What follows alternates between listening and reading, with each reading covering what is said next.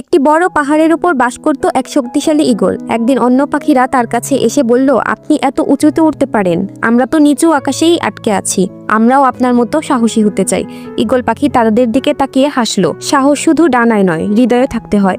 তুমি যদি বিশ্বাস করতে পারো যে তুমি উঁচুতে উঠতে পারবে, তবে তুমি পারবে। অন্যান্য পাখিরা তখন প্রতিজ্ঞাবদ্ধ হলো, তারা এখন সাহসী হবে এবং তাদের ভয়কে মোকাবেলা করবে। ঈগল তাদেরকে নিজের অভিজ্ঞতা শেয়ার করলো। বলল, প্রথম উড়ানে আমারও ভয় ছিল, কিন্তু আমি সেই ভয়কে জয় করেছি। সাহস দিয়ে ভয়কে কাবু করতে শেখা। তাদের মধ্যে এক পাখি বলল, আমি ভয় পাচ্ছি, যদি পড়ে যাই।